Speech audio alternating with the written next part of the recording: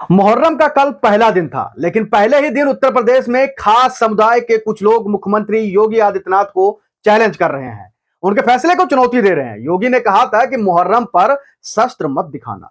उनका ऐलान था कि तलवारबाजी नहीं चलेगी, हथियार का प्रदर्शन नहीं चलेगा। लेकिन यूपी के मौलाना और कई मुस्लिम युवक कह रहे हैं कि तलवार तो चलाएंगे जी।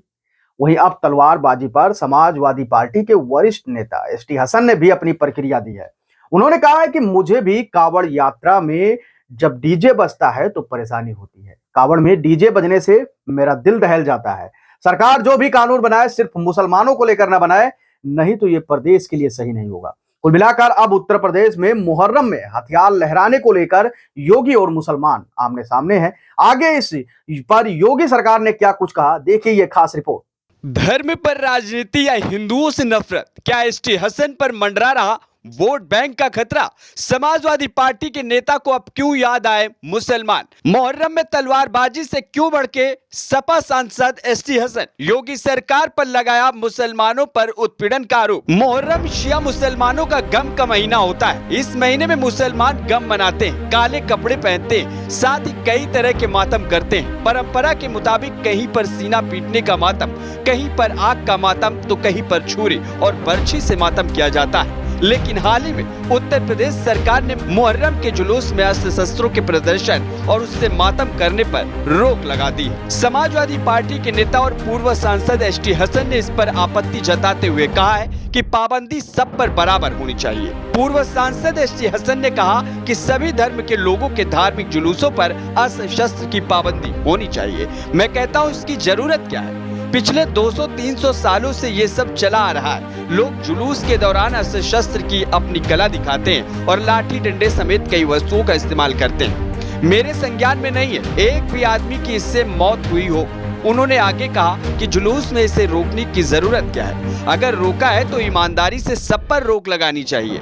ऐसा नहीं होना चाहिए कि लोग हैवी डीजे लेकर चलते हैं, लोगों के दिल धड़कते हैं, खिड़कियां झंझनाती हैं, घर के अंदर वाइब्रेशन होता है, बीमार आदमी सड़क से दूर भागता है। एसटी हसन ने कहा कि सुप्रीम कोर्ट और मुख्यमंत्री का आदेश है कि डीजे को लिमिट में बजाया जाए, लेकिन मस्जिद में अजान होती है, उसकी आवाज 60 डेसिबल से ज्यादा होती है तो पुलिस आकर लाउड स्पीकर निकाल लेती है। अमन की चाबी इंसाफ के पास है। सबके साथ बराबर का इंसाफ होगा तो किसी को भी दुश्वारी नहीं होगी। देखिए, पाबंदी अगर है तो सब पे बराबर की होनी चाहिए।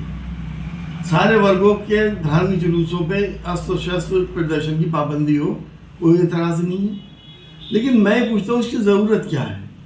पिछले 200-300 सालों से तो ये काम होता चला आया है। अस्त्र शस्त्र लोग दिखाते हैं, अपनी कला दिखाते हैं, चला के लाठी डंडा और क्या क्या तलवार वगैरह दिखाते हैं। मैंने संज्ञान में तो नहीं है कि आज तक कोई किसी एक आदमी की भी उससे मौत हुई हो।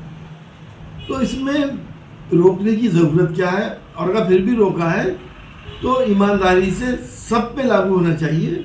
ऐसा नहीं होना चाहिए कि जैसे हमने देखा है कि अब इतने हैवी डीजे लेके लोग चलते हैं कि लोगों के दिल धड़कने लगते हैं, खिड़कियां झंझनाने लगती हैं, गाड़ी के अंदर वाइब्रेशन आते हैं, कार के अंदर बीमार आदमी दूर चले जाते हैं सड़क से कि इतनी तेज चल रहे हैं। लेकिन सुप्रीम कोर्ट के आदेश और मुख्यमंत्री जी के आदेश तो यही है कि एक लिमिट में वो बजे, जिसकी लिमिट 60 डेसिबल है।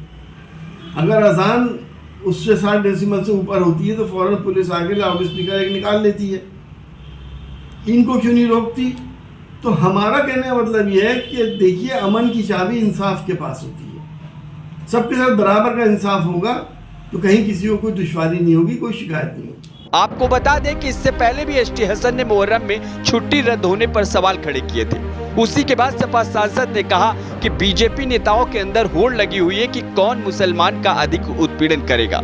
जो जितना मुसलमान को टॉर्चर करेगा वो उतना ही बड़ा अपने दल में नेता होगा। उन्होंने कहा था कि सपा सांसद ने कहा कि इन बातों से वोटों का ध्रुवीकरण किया जाता है। भोले भाले हिंदुओं को अपने फेवर में करके वोट लेना चाहती है। ये सियासत का बिल्कुल निम्न स्तर है। इसके साथ ही उन्होंने कहा कि अगर बात करें विकास के ऊपर, रोजगार के ऊपर, बढ़ती हुई महंगाई के ऊपर, किसान के ऊपर बात करें तो विकास कराए नहीं, रोजगार दिया नहीं, महंगाई कंट्रोल नहीं हो पा रही है, बस हिंदू मुसलमान करते रहो। तो कहीं न कहीं ये बीजेपी को घेरने के लिए समाजवादी पार्टी के नेता एसटी हसन ने कहा कि अगर नियम बनाना है तो सभी के लिए बनाओ, सिर्फ एक कौम के लिए क्यों।